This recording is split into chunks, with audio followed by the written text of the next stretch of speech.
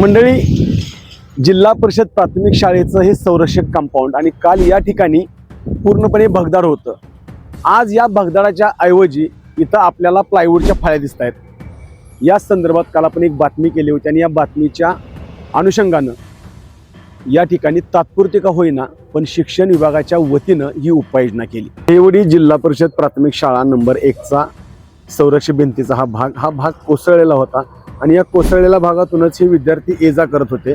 मात्र शिक्षण विभागाच्या वतीनं ज्यावेळेला आपला आवाजनं याविषयी आपली बातमी प्रसारित केली, ती बातमी प्रसारित केल्यानंतर प्रभारी गट शिक्षणाधिकारी लक्ष्मण पिसे यांनी तात्काळ याबाबत पाहणी केली आणि ही पाहणी केल्यानंतर सध्या ज्या भगदाडातून ज्या बोगद्यातून ही मुलं ये जा करत होती तो बोगदा या लाकडी फळ्यांच्या द्वारे पूर्णपणे झाकलेला आहे. आता या ठिकाणावरून जिथं हा रस्ता आपण पाहतोय, जी गणपती मंदिराकडून अतिशय वेगाने वाहनं येत होती, ती वाहनं जरी वेगाने आली तरी या फळ्यांच्यामुळं हे विद्यार्थी इकडून ये जा करू शकत नाहीत.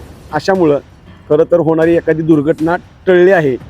त्यामुळं शिक्षण विभागाचे प्रभारी गट शिक्षणाधिकारी लक्ष्मण पिसे असतील, त्याचबरोबर या शाळा नंबर 1मधील जे शिक्षक असतील त्यांनी तात्पुरती का होईना ही उपाययोजना केली आणि या घटनेचं गांभीर्य ओळखलं. याबद्दल आम्ही आपला आवाज न्यूजच्या माध्यमातून खरं तर त्यांना धन्यवाद देतोय, कारण तात्पुरती उपाययोजना ही सुद्धा महत्त्वाची होती आणि महत्त्वाची का असे ना, पण किमान त्यांनी ती उपाययोजना करण्याचं धाडस दाखवलं. खरं तर अशा अनेक गोष्टी असतात तिथं कोणत्याही पद्धतीच्या उपाययोजना वर्षानुवर्षी केल्या जात नाही आहेत. मात्र हा लहान मुलांचा मुद्दा आणि आपण आपल्या आवाजच्या माध्यमातून जो विषय मांडला तो खरं तर लहान मुलांसाठीच होता. कारण आपण बघू शकतो वाहनं प्रचंड वेगाने येत आहेत. त्यामुळं या ठिकाणी जर एखादी दुर्घटना घडली असती आणि नंतर उपाययोजना केली असती तर त्याचा उपयोग नव्हता. मात्र इथं आपण बघू शकताय दुर्घटना होण्याच्या अगोदर ही उपाययोजना केल्याचं आपल्याला स्पष्ट दिसतंय. म्हणूनच या ठिकाणच्या शिक्षण विभागातील प्रभारी गट शिक्षणाधिकारी लक्ष्मण पिसे त्याचबरोबर त्यांच्यासोबत असणाऱ्या सगळ्यांचं खरं तर मी आपला आवाज न्यूजच्या माध्यमातून आभार मानतो. कारण ही गोष्ट जी केली ते करायला सुद्धा धाडस लागतं. त्यांनी बातमी काल बघितल्यानंतर आपल्याला संपर्क साधला आणि संपर्क साधून उद्या तात्काळ आम्ही तात्पुरते का होईना पण उपाययोजना करतो. आणि सध्या त्यांनी आपल्याला हेही सांगितलं की या शाळेचं जे पूर्णपणे कंपाऊंड आहे ते अतिशय म्हणजे पडझड झालेलं आहे, धोकादायक आहे. त्यामुळं या कंपाऊंडची आपण नवीन कंपाऊंडची मागणी केलेली आहे, त्याचा प्रस्ताव आपण तयार करायचं काम करतोय.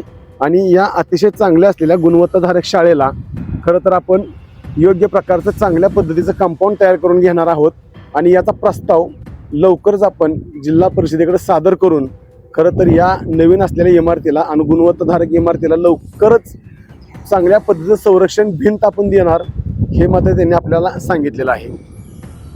आपला आवाज न्यूजच्या वतीनं आपण अशा पद्धतीनं प्रत्येक ठिकाणचे असे विषय मांडतोय आणि या विषयाच्या माध्यमातून तात्पुरती किंवा कायमस्वरूपी अशा पद्धतीची कामं होणार आहेत. आणि जोपर्यंत ही कामं होणार नाहीत तोपर्यंत आपण त्या गोष्टींचा पाठपुरावा करणार आहे आणि हे केवळ आपण जनसेवेसाठी करतोय. खरं तर अशा काही गोष्टींसाठी आम्हाला सर्वसामान्य लोकांची साथ मिळते आणि ती मिळावी अशी अपेक्षा देखील आम्ही करतोय.